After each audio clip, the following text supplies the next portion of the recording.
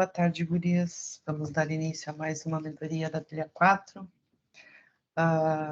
Nosso assunto de hoje é endpoint. A gente começou a falar de APIs na mentoria passada, e hoje a gente vai continuar falando um pouquinho de API, mas dando foco mais para os endpoints. Só para relembrar, né? As APIs residem em um ou mais servidores, que são sistemas computacionais especializados, responsáveis por armazenar dados e executar softwares. Cada servidor disponibiliza dados, conteúdos e funcionalidades de softwares pela internet para outros dispositivos. Como a gente viu, né? Na verdade, a internet, as aplicações da internet são uma grande troca, né? Entre aplicativos, né? São conversas de softwares com softwares. O endpoint da API geralmente é hospedado em um desses servidores. Do lado oposto da conexão da API está o cliente da API, entidade que solicita os serviços para essa API, e alguns a chamam de usuários da API, embora a maioria das chamadas da API seja automatizada. Por que os endpoints de API são importantes? A transferência de dados e o compartilhamento de recursos são pilares fundamentais da internet. A cada dia, novos processos e aplicativos são integrados à rede global, aumentando seu valor por meio de compartilhamento de informações. Sem as APIs, nada disso seria viável. Elas proporcionam um meio poderoso de comunicação e interação entre aplicativos baseados na web. Os endpoints das APIs desempenham um papel crucial ao determinar a localização exata dos recursos disponíveis na API. Eles auxiliam os desenvolvedores na organização dos recursos e no controle do acesso aos consumidores. Consequentemente, o desempenho e a eficácia dos aplicativos que consomem essas APIs estão diretamente ligados ao design e à eficiência dos endpoints utilizados. A forma que esses endpoints foram criados, quais a parte de dados que esses endpoints disponibilizam. Entendendo os endpoints. Então, em essência, uma API facilita o compartilhamento de informações entre o seu aplicativo e outros aplicativos de terceiros. Um endpoint de API é uma localização digital exposta pela própria API, a partir da qual ela recebe e responde consultas. Cada endpoint é uma URL que identifica a localização de um recurso específico no servidor da API. Para que dois aplicativos de software se comuniquem pela internet, um aplicativo chamado de cliente envia uma solicitação para os endpoints de API do outro aplicativo chamado de servidor. Dependendo das capacidades da API, o cliente pode solicitar um recurso de um banco de dados ou instruir o servidor a realizar uma determinada ação em seu ambiente e retornar os resultados. Após receber a solicitação do cliente, a API, ou o servidor, executa a operação solicitada e envia o resultado de volta para o cliente na forma de uma resposta. Essa resposta pode incluir os recursos solicitados pelo cliente, se houver. E qual é a diferença entre uma API e um endpoint, Às vezes surgem dúvidas em relação a isso, se a API é a mesma coisa que endpoint, se o endpoint é a mesma coisa que uma API. Então, uma API é um conjunto de protocolos e ferramentas para facilitar a interação entre dois aplicativos. Em suma, isso que é uma API. Um endpoint, por outro lado, é um local específico na API onde a troca de informações ocorre. Então, é por meio dos endpoints que as informações vão percorrer. Endpoints são URIs, São URIs em uma API que um aplicativo pode acessar para realizar operações específicas. Todas as APIs possuem endpoints. Se não houvesse endpoints, não teria como ocorrer a troca de informação. Sem um endpoint, seria impossível para os aplicativos interagirem com a API, certo? Então, olhem só a importância dos endpoints. Então, como um cliente de API conhece o endpoint, Como é que eu posso conhecer os endpoints da API? Eu sei que tem uma API lá que tem vários dados sobre cães, Tem outras sobre gatos, foram as que eu achei ali, né? Que eu gosto bastante de cachorro e gato. Mas tem APIs para tudo que tu quiser, né? Eu, na mentoria passada, eu coloquei vários links, né? De repositórios de APIs públicas que tem os mais diversos assuntos ali que tu pode encontrar. Aliás, tu pode encontrar os mais diversos assuntos ali, né? Mas e como a gente conhece, então, um endpoint dessa API que a gente escolheu? Então, para que uma API seja utilizada, é necessário que ela possua documentação. Então, olhem aí a importância da documentação. Por isso também que eu pedi a documentação do software de vocês. Essa documentação fornece informações sobre os tipos de solicitações que a API aceitará, suas capacidades, o formato das respostas e seus endpoints, entre outros detalhes. Os desenvolvedores podem revisar essa documentação e incorporar as informações fornecidas à medida que criam seus aplicativos. Tá? Então, toda API vai ter uma documentação. Eu vou mostrar alguns exemplos para vocês depois, eu separei 3 aqui, para vocês entenderem, né, isso. Mas aqui eu também trouxe um exemplo. Ó. Vamos utilizar um pequeno exemplo de API e endpoint. Vamos considerar a API Cats Facts API, que é uma API que traz fatos sobre gatos, tá? Essa API fornece fatos aleatórios sobre gatos. No entanto, ela lista alguns endpoints, os quais você pode solicitar informações categorizadas. Então, quando eu entro na documentação dessa API, ela já me disponibiliza 3 endpoints, que é o /fact, /facts e /breads. Então, dependendo do endpoint que eu acessar, ele vai me retornar um único e aleatório fato de gato, ou uma lista de fatos aleatórios, né, facts, ou uma lista de raças de gato. Então, para fazer uma solicitação a essa API e obter um cat fact, por exemplo, você precisa anexar o endpoint correto, a /fact, a URL base da API. Então, sempre quando a gente criar um endpoint, for usar um endpoint, a gente vai ter a URL base dessa API, né? Se a gente estiver criando a nossa também, depois que a gente hospedar, a gente vai ter uma URL, e daí essa URL barra o endpoint, né? Então, por exemplo, o menu pode ser um endpoint no teu site, né? Que vai acessar alguma coisa, que aí depende da lógica, né? De como tu for fazer. Mas vai ser sempre a URL base do site barra o endpoint que tu disponibilizou. Então, isso resultará na seguinte URL. A base, né, do catfact.ninja /fact, que vai retornar um único aleatório, um fato aleatório único, né, do gato. Aqui eu coloquei trocado, mas enfim. Eu fiz essa aqui, eu testei essa APIzinha aqui, vou mostrar para vocês depois, ela funcionando, e é bem simples, né, da gente conseguir os dados dela. Se você enviar uma solicitação GET para o URL, um http /catfactninja/fact, você receberá um resultado similar ao abaixo. Então, ao solicitar, ao fazer um GET, né, para esse endpoint fact, eu vou ter como resposta um fato aleatório nesse formato. Né? Então, se tivéssemos acessado outro endpoint, como o /breads, não teríamos obtido esses dados. E assim que os dados, e daí, né, é assim que os dados, que os endpoints facilitam a interação e organização dos recursos fornecidos por uma API. Cada endpoint é designado para uma parte específica dos dados. Então, a gente analisa nas APIs o tipo de retorno que ela nos dá, né? E aí, em cima desse retorno, eu consigo criar outros endpoints para fazer outras funcionalidades, além daqueles endpoints que a API disponibiliza. Eu vou mostrar para vocês um esqueminha que eu fiz depois nessa dos gatos, tá? No final.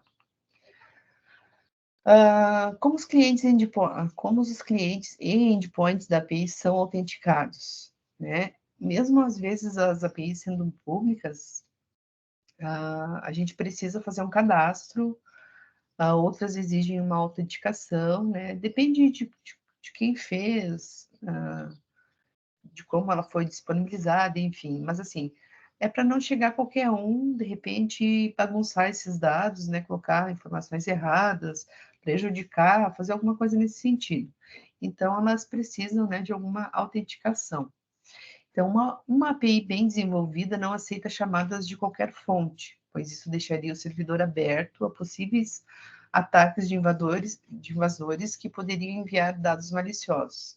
Além disso, muitas vezes o uso da API implica em custos, então é necessário verificar se as chamadas estão sendo feitas por clientes pagantes. Por esses motivos, é fundamental que o servidor da API verifique a identidade e confiabilidade do cliente que está realizando a chamada. Isso é feito por meio de autenticação. A autenticação é o processo de verificação da identidade, né? Como a gente, quando entra no nosso e-mail, quando a gente entra em alguma plataforma e assim por diante. A gente está se identificando. Assim como existem várias maneiras de autenticar um usuário humano em um sistema, os endpoints da API podem exigir autenticação de 4 maneiras principais, de 4 diferentes maneiras. Por uma chave de API, então o cliente recebe uma chave exclusiva conhecida apenas por ele pelo serviço da API. Então, ao fazer uma chamada, o cliente inclui essa chave para identificar a fonte da solicitação. Então, lá na lógica, quando for fazer um GET, já tem que mandar junto essa chave de autenticação, para quando essa solicitação chegar no servidor, ele te responder, né? Aí, essa pessoa está autenticada, então posso responder. Posso deixar acessar e posso deixar responder.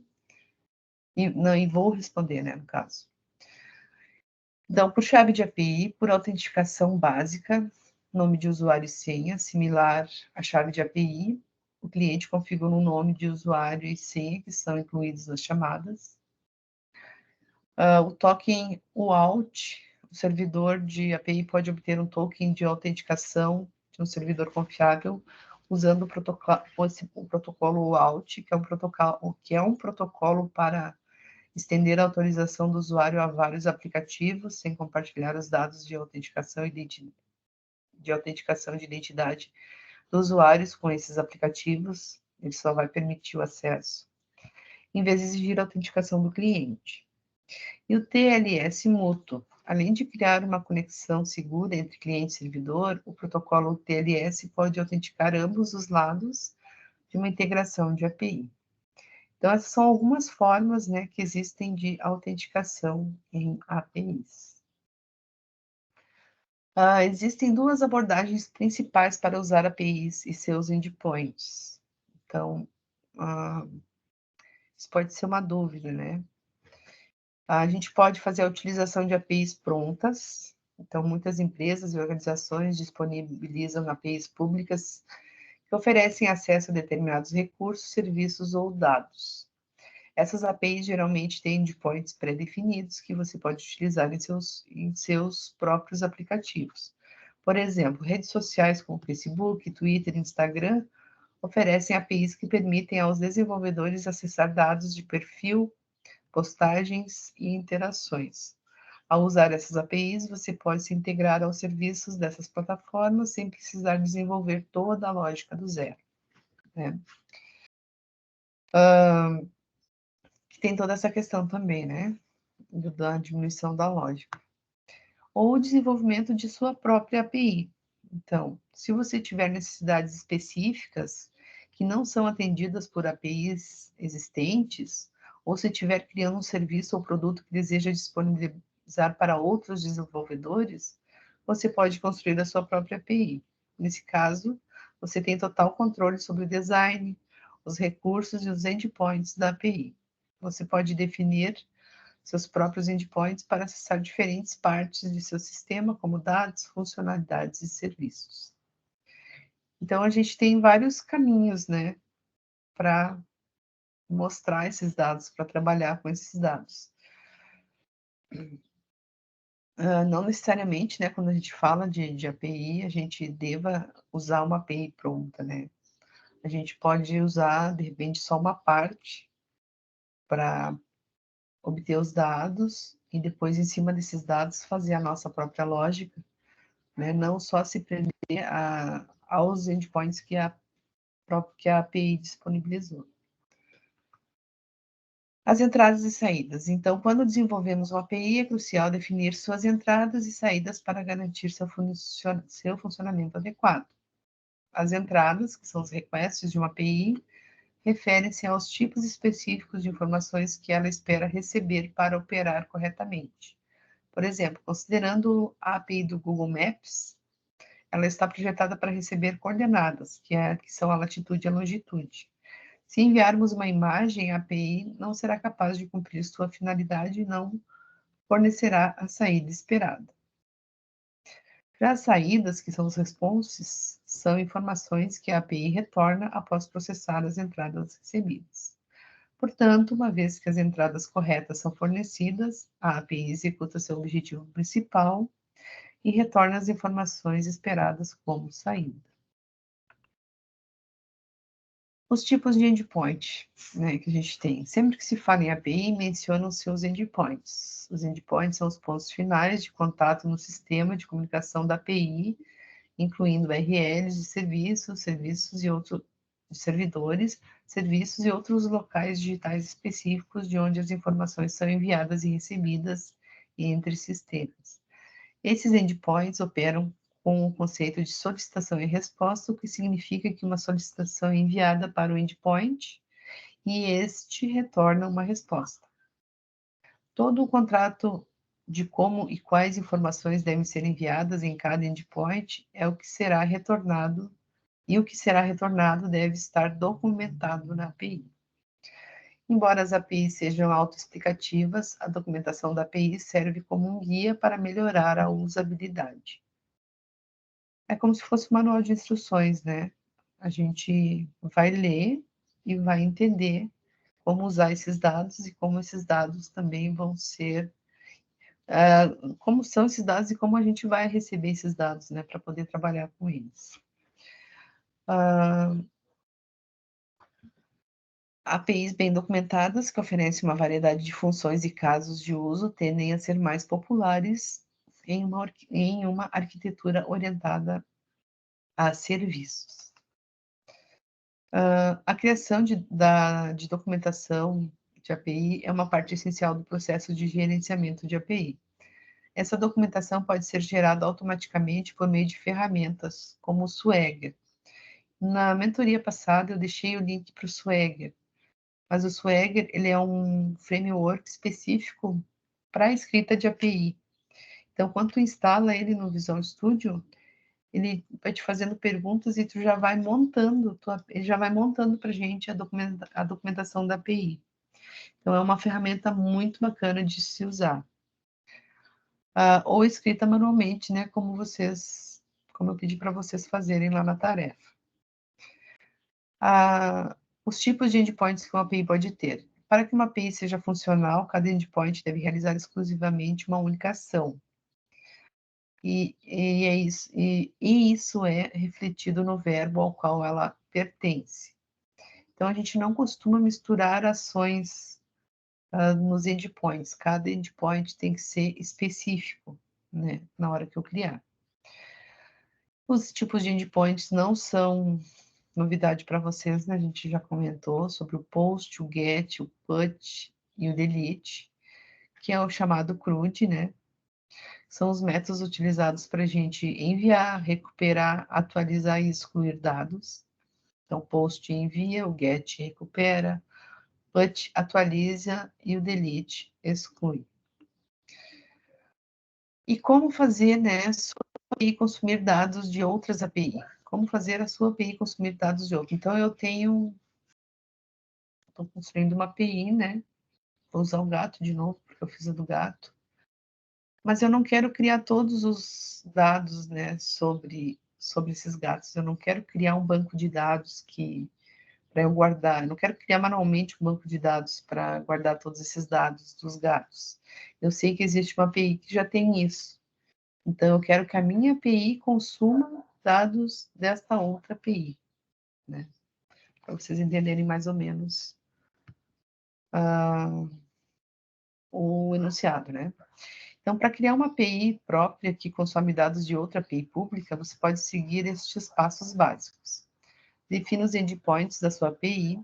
Então, pense sobre quais endpoints sua API precisará ter para fornecer os dados consumidos da API pública.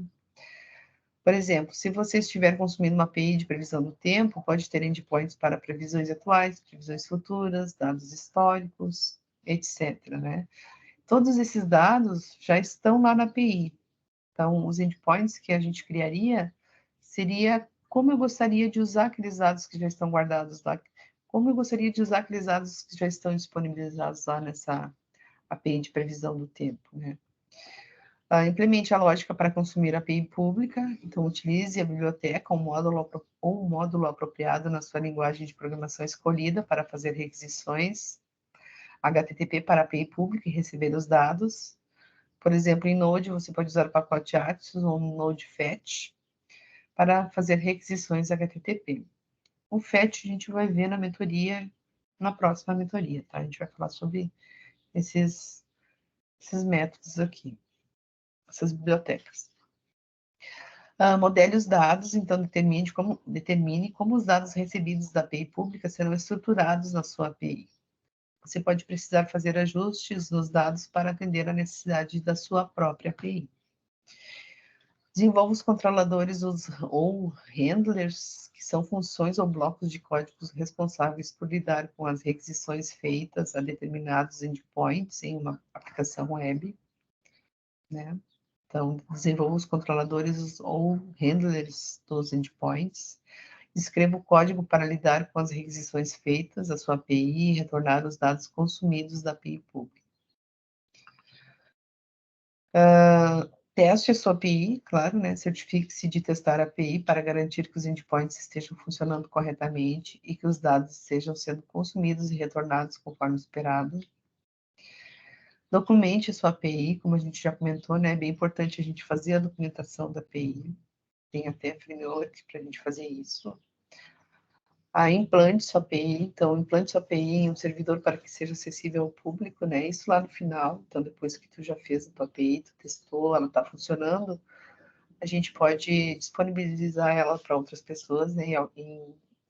Em algumas plataformas, como o Google, Heroku, né? AWS e assim por diante. E esses seriam os passos básicos, né? De como fazer uma API consumir dados de outras. Então, esses são os passos básicos para criar uma API própria que consome dados de outra API pública. Lembre-se de respeitar os termos de uso da API pública, né? E como tu vai fazer isso? Lendo a documentação, lá vai estar escrito quais são esses termos. E garantir que sua própria API esteja em conformidade com as leis e regulamentos aplicáveis, né? Questão de privacidade de dados, né? Direitos autorais, toda essa questão. Aqui eu trouxe um exemplo para vocês dessa APIzinha que eu falei que eu fiz sobre os gatos. Então, tem o HTML, CSS, então ele começa aqui, né, de continua, caso vocês queiram replicar aí para vocês verem como funciona.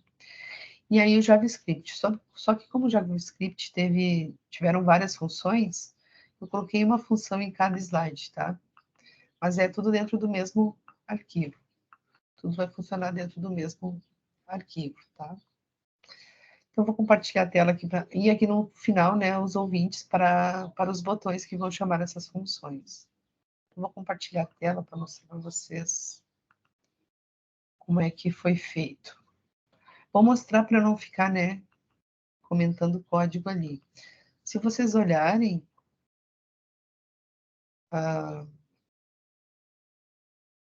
ali no código, tá linha por linha comentada, para vocês entenderem bem o que aconteceu ali, tá?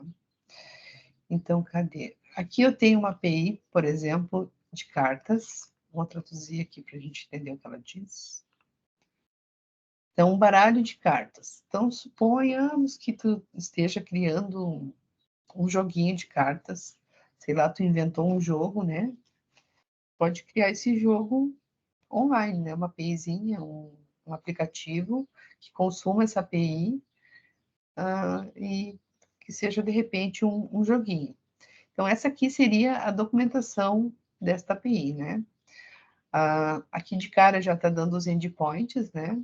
Para embaralhar suas cartas. Então, ele explica aqui, adicione o deck count como parâmetro get ou post para definir o número de decks que deseja usar. O Blackjack normalmente usa 6 baralhos, o padrão é 1. Né? Então, quantos conjuntinhos de baralho tu quer usar? Como resposta desse endpoint aqui, ele vai nos devolver esse objeto aqui. Então, sucesso verdadeiro, deck ID, um ID, né, para cada baralho. Embaralhado, se foi ou se não foi, e um restante aqui seriam 52 cartas, né? Quantas cartas tem.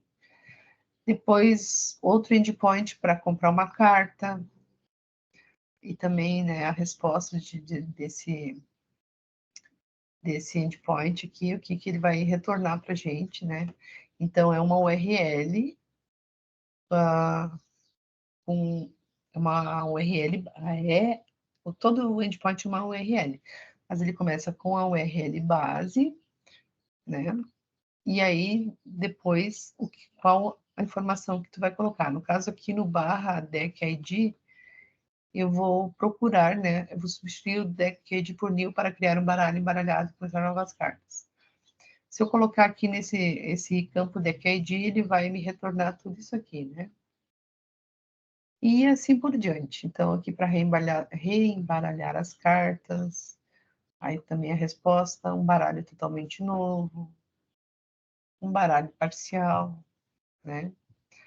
Então, em cima desses dados que ele retorna, né, tem muitas coisas que eu posso fazer usando isso aqui. Eu não me lembro se... Deixa eu só dar uma espiada aqui. Se aqui nesse computador eu testei essa API. Agora que eu me lembrei que eu testei essa API aqui também. Livro... Não. Está em outro computador, mas que pena. Mas eu testei essa API aqui também. E elas, no caso, o que eu consegui fazer, porque eu também não estava com muito tempo, era só ir sorteando as cartas, né? Vendo quais cartas iam aparecendo. Mas então, essa aqui é um exemplo. Depois eu tenho a dos gatos aqui, que foi a que eu desenvolvi, que eu vou mostrar para vocês. Então, essa aqui usa o Swagger, ó. A descrição dessa API aqui, ela usa o Swagger, o framework, né, que eu comentei com vocês. E aí tem alguns endpoints também, da mesma forma que a outra. A gente pode testar aqui, ó, tente você, né, um get, daí o tipo de resposta que ele vai dar, o que ele vai responder no corpo, né? Então, o que ele responde quando eu procuro por esse endpoint aqui, pelos brands, né? Por esse tipo de endpoint. Então, nota, ó, sempre uma URL, né? E daí barra o endpoint que a gente quer acessar. Quando tem um ponto de interrogação e o limited, são algumas limitações que foram feitas na lógica, e a gente pode determinar a quantidade de elementos por página, vamos dizer assim, né? Quantos elementos por página vai retornar. Então, o que eu tenho nesse retorno? Eu tenho um tipo não, a raça do gato, a cidade da onde ele veio, da onde ele é natural, coach, acho que é pelo, o pelo, o patterns, de quem ele é parente, eu acho, será isso? Não me lembro o que é patterns, mas enfim, ele me retorna esses dados aqui como um objeto. Então, o que a gente pode fazer com essa API usando os endpoints que ela nos fornece? Aqui tem aqui tem o JSON dela, ó, então tudo isso aqui ela vai nos retornar. Até bonitinho, parece um gatinho ali. E os endpoints, então get um barra bread, que mais que eu tenho aqui? São 3, né? Eu botei lá no exemplo, aqui no limpar aqui. O fato, um fato histórico, né? Gato e os fatos aleatórios. Então, eu fiz usei essa APIzinha aqui, ó, com as suas funções, né? Usando o fetch, que eu vou comentar com vocês na semana que vem, como usa. O fetch, o try e o catch, né? Então, aqui no front, o que eu fiz? Vou mostrar, né, melhor. Notem que eu não preciso criar, não estou criando um servidor local, eu já estou carregando direto o servidor local pelo Node, né? Como eu preciso fazer com aquela outra API consulta que mostrei para vocês, por exemplo. Eu consigo rodar com Live Server. Então, tá tudo em inglês, porque ela retorna tudo em inglês, né? Então, fatos aleatórios sobre gatos. Aqui um fato, aqui é o primeiro endpoint, ó, que eu coloquei lá para buscar, que é um fato aleatório. Aqui são mais de um, né? São vários fatos aleatórios de gatos. Aqui são as raças de gatos. Então, ele retorna todas as raças. E aí, esses eram os 3 endpoints que estavam disponibilizados lá, né? Os fatos, né? E os breeds, que são os tipos de gato. Então, do que ela disponibilizava lá, essa picante, tá? Eu primeiro, né, eu fiz a conexão, criei uma requisição para API usando endpoint. Tudo isso aqui está explicado para vocês lá no código que eu disponibilizei, que eu vou disponibilizar no material. Depois eu criei outra função para usar o fact, outra para o facts, e para o bread também está aqui. Facts, para obter raças de gatos aqui. Aqui também é pagineio. Por página é o endpoint breads. Aqui o endpoint breads. E aí, com esse retorno que ele me dá aqui, quando eu chamo, né? Lembram que lá o objeto ele retornava vários dados. O que eu coloquei a mais? Eu criei uma função que retorna aqui para receber por página, lá embaixo, uma função para buscar raças de gatos por país. Então, olha só, eu já tinha todas as raças de gatos, mas lá na documentação dizia que quando eu fazia essa requisição breads, ele me retornava um objeto com origem, né? Com a origem. Onde é que tá aqui? Aqui, ó. No endpoint bread, ele me retorna a origem, né? Também do objeto. Onde está? Tá aqui em cima, ó. A cidade, né? A origem, pelo e bread. Então, eu posso fazer uma consulta em cima de qualquer um desses tópicos aqui, por exemplo. Eu posso criar um endpoint para cada um desses. Para o bread já tem, né? Mas para a cidade, para a origem, para o pelo, por exemplo. Então, vou pegar os dados que essa API fornece e fazer alguma funcionalidade a mais no meu site. E qual foi a que eu fiz a mais? Foi a de fazer uma pesquisa por país. Então, na Austrália, o que eu tenho de gato, que raça que eu tenho na Austrália? Tenho 2 raças, o Australian e o Russian, por exemplo. Aqui no Brasil, a gente tem que lembrar de escrever em inglês, né? Não pode escrever em português. Aqui no Brasil, eu tenho esse Brazilian Short Tail aqui. Sei lá, vamos ver no Canadá aqui. No, no Canadá. Canadá em inglês assim, né? No Canadá, tenho 3, o Foldex, o Sphinx e enfim. E assim vocês poderiam pegar, né, outras informações e aplicar qualquer lógica ali em cima. No caso, eu optei por pesquisar raças por países, né? Então, a pessoa informa o país, ele retorna as raças que existem nesses países. Mas tudo, né, baseado nas informações dessa documentação. Então, não é difícil, né? Assim, parece um bicho mais feio quando a gente pensa em API, mas não é tanto. Aqui a gente tem uma API também para cachorro, de Dog API. Quando a gente entra na página inicial dela, ela nos dá uma noção, né, do que ela nos retorna, quais são os endpoints. A gente, se quiser usar mais dados, a gente pode pagar, né, ou usar a versão free. Quando a gente pede para usar a versão free, manda uma autenticação para o nosso e-mail, né, para a gente, quando fizer as requisições, mandar essa autenticação junto, né. Aqui é a documentação. Então, aqui na documentação, ele nos dá, né, os endpoints que a gente pode acessar, ó, e o que esse endpoint retorna, né? Então, dependendo do que ele retorna, eu posso criar uma lógica em cima. Como obter imagens, né? Então, exemplo de resposta. Então, todas as informações, né, referente às APIs estão, e o que ela disponibiliza estão na documentação dela, né? Ver se tinha mais alguma para mostrar aqui. Não, acho que era só a do gato, do cachorro, tá ali na URL, né? E essa do baralho. Se tinha mais alguma aqui. Não. Então, agora vocês já viram duas formas, né, de desenvolver a API. A API consulta, né, que a gente... Essa do gato que eu mostrei para vocês agora.